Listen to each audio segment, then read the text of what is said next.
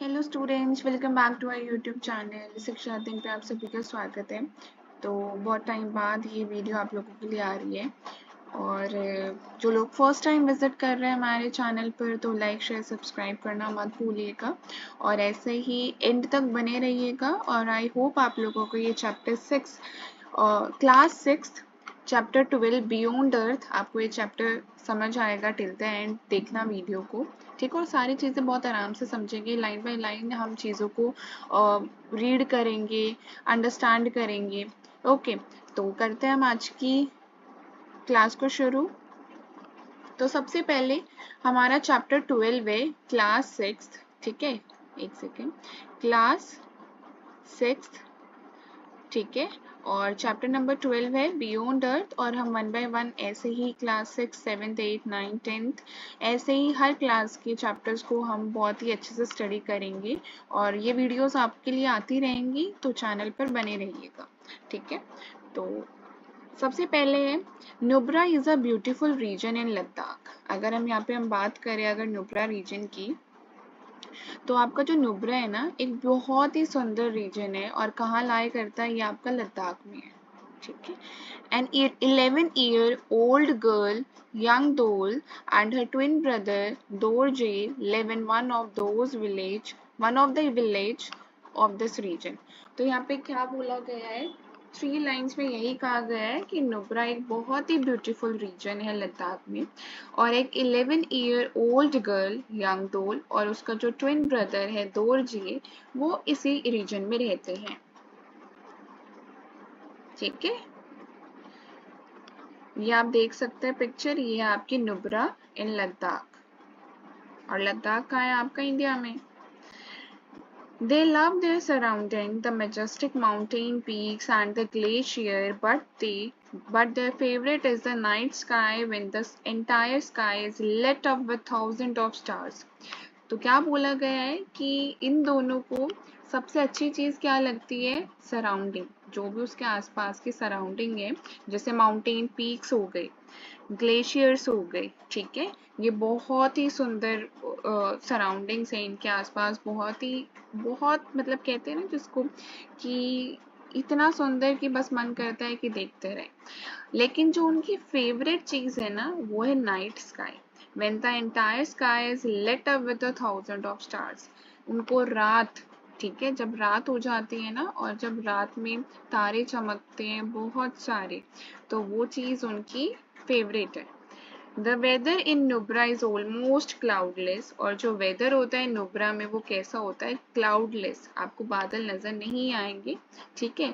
With almost no air और light pollution, वहाँ पे कोई एयर और लाइट पॉल्यूशन नहीं है। जो नाइट है वो नाइट स्काई है वो बिल्कुल क्लियरली विजिबल होती है, ठीक है।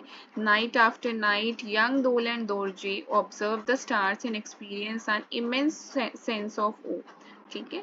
तो वो इसी चीज़ को हर रात, एक रात गई दूसरी आई, तो वो इसी चीज़ को बहुत अच्छे से देखते रहते थे।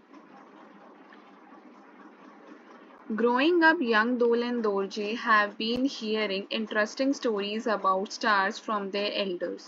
They have heard how some particular stars in the clear skies help the caravans passing through Nubra in finding direction in ancient days।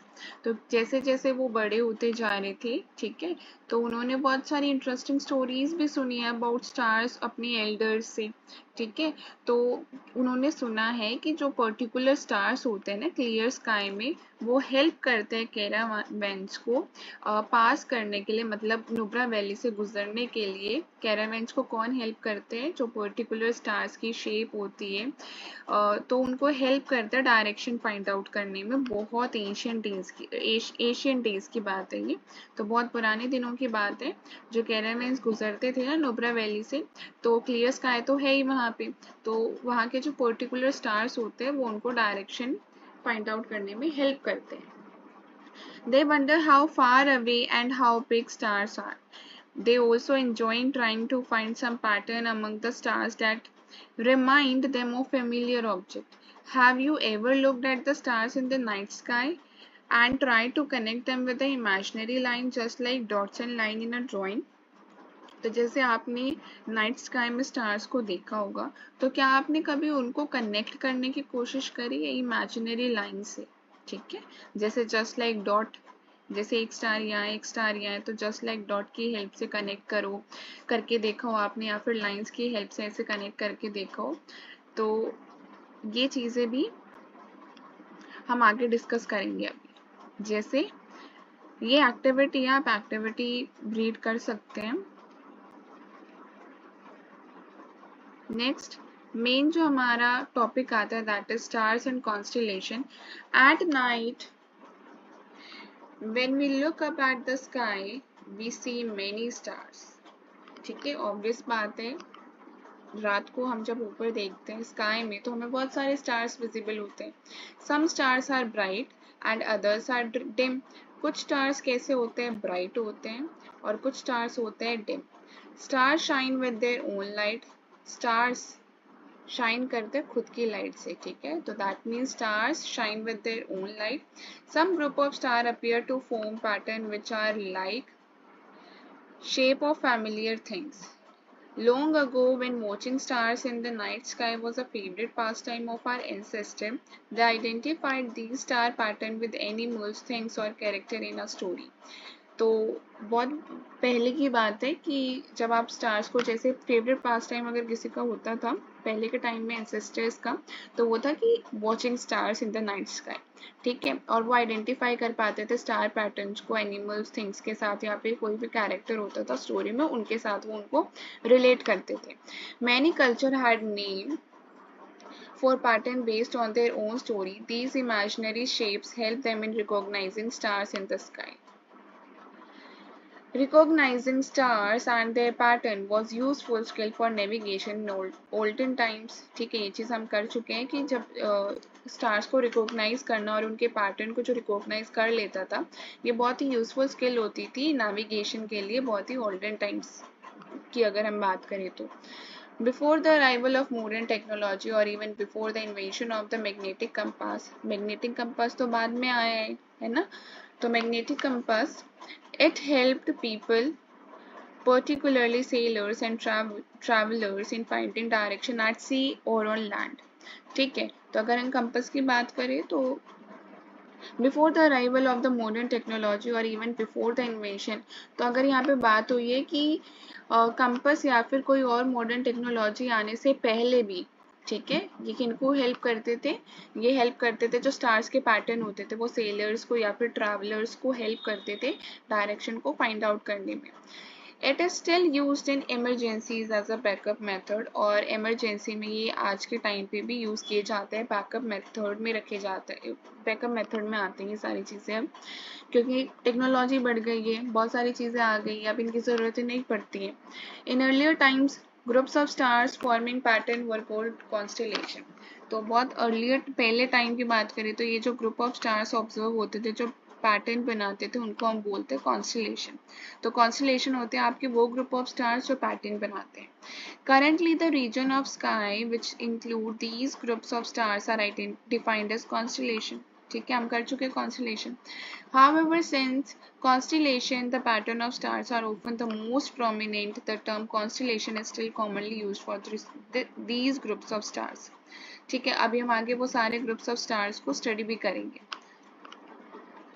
Since different cultures denote constellation boundaries in different ways, an internationally agreed set of constellation boundaries were defined by the International Astronomical Union in the earlier 20th century. 88 constellations were officially listed, thus dividing the entire sky into 88 regions. These regions of sky are now defined as constellation. अगर हम बात करें तो 88 constellation that means 88 group of stars के जो pattern है वो officially listed हुए हैं, और अगर हम पूरे एंटायर स्काई की बात करें तो वो जो एंटायर स्काई है वो 88 रीजन में डिवाइड किया गया है, और कितने कॉन्स्टेलेशन ऑब्जर्व किए गए, 88 ऑफिशियली लिस्टेड है, और इन सबको हम क्या बोलते हैं, कॉन्स्टेलेशन। ठीक है, और किसके द्वारा, IAU के द्वारा, इंटरनेशनल एस्ट्रोनॉमिकल यूनियन।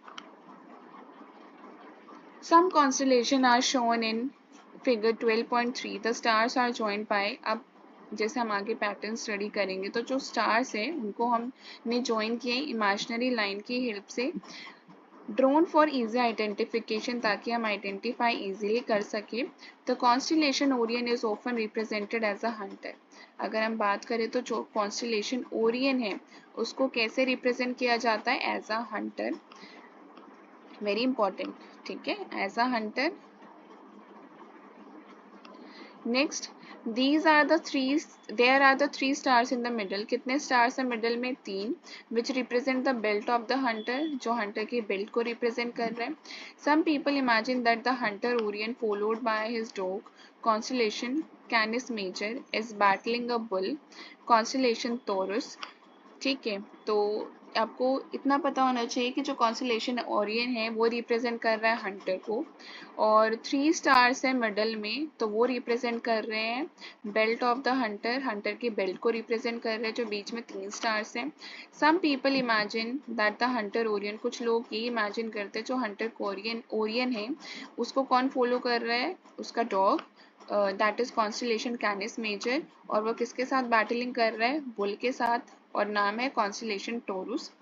ठीक है, Canis Major contains a star called Sirius. अब कैनिस मेजर एक स्टार कंटेन करता है, उसका नाम है सीरियस, ठीक है, which is the brightest star in the night sky, जो बहुत ही ब्राइटेस्ट स्टार है पूरे नाइट स्काई में।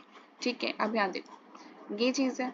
अगर यहाँ पे हम बात करें तो ये आपका ओरियन है, ओरियन हमने यहाँ पे पढ़ा था ना, ओरियन किसको रिप्रेजेंट कर रहा है, constellation Orion represented as a hunter, तो दिस इज रिप्रेजेंटेड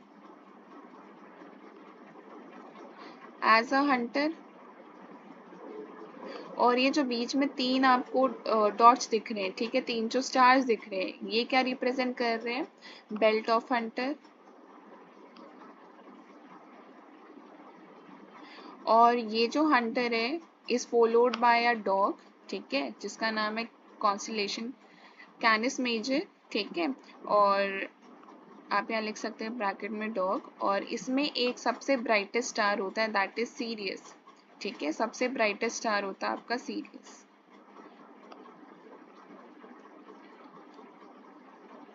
और ये आपका आता है कैनिस मेजर में, सबसे ब्राइटेस्ट स्टार आपका आता है कैनिस मेजर में, और ये किससे बैटलिंग कर रहा है, ये बैटलिंग कर रहा है बुल से टोरूस,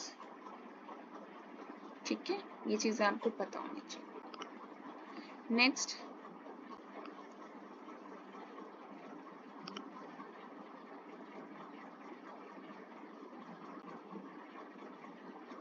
तो आप लोग यहाँ पे पढ़ सकते हैं कि the red line indicate the pattern of the stars, जो रेड लाइन है, ये जो रेड लाइन है, अगर हम इन रेड लाइंस की बात करें तो ये पैटर्न शो कर रहे हैं, और जो ग्रीन लाइन है वो रीजन ऑफ द स्काई, ये जो ग्रीन लाइन है वो रीजन को डिनोट कर रहे हैं।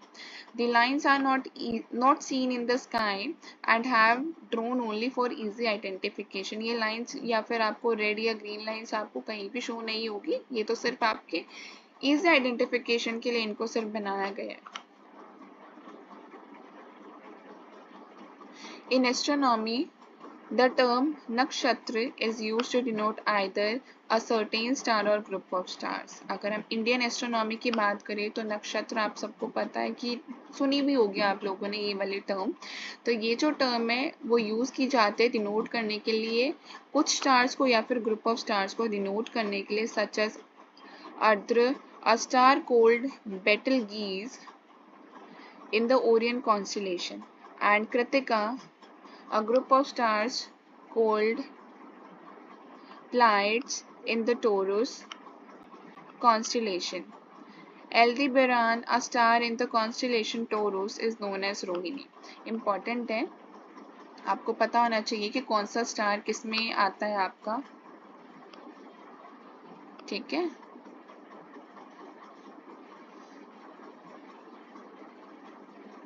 ओके, सो आप लोगों को पता होना चाहिए कि जो नक्षत्र टर्म होती है that is use to denote the certain star या फिर ग्रुप ऑफ स्टार को डिनोट करने के लिए यूज होती है। अगर हम एग्जाम्पल की बात करें अर्द्र, तो अर्द्र एक स्टार है जिसका नाम होता है बेटलगीज, ये रहा अर्द्र, जिसका दूसरा नाम है बेटलगीज, ये आपका आता है ओरियन कॉन्स्टेलेशन में, ठीक है, ओरियन कॉन्स्टेलेशन में आता है। नेक्स्ट अगर हम बात करें तो Krittika a group of stars, जो कृतिका है वो एक ग्रुप ऑफ स्टार्स है, called Pleiades in the Taurus constellation, ये रहा, ठीक है। किस में आता है ये? टॉरस कॉन्स्टेलेशन में आता है आपका कृतिका, प्लाइड्स।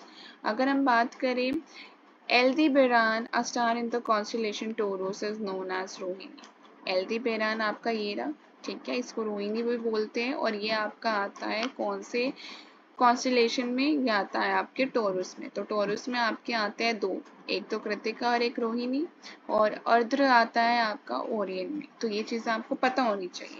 और सीरियस ब्राइटेस्ट स्टार है, कौन से कॉन्स्टेलेशन में आता है? कैनिस मेजर में।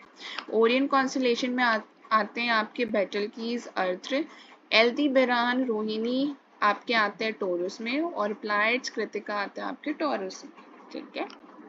और ये रोहिणी पूछा जाता है, ठीक है, रोहिणी और कृतिका आपको पता होना चाहिए। Next, two distinct pattern of star, the Big Dipper and Little Dipper, are shown in figure 12.4.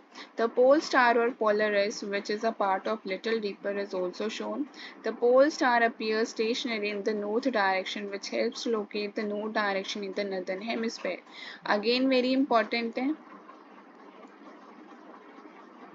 ठीक है। तो क्या बोले हैं आप लोग यहाँ पे देख सकते हैं, दो और अलग अलग पैटर्न हमें शो होते हैं, दैट इज बिग डीपर और लिटिल डीपर।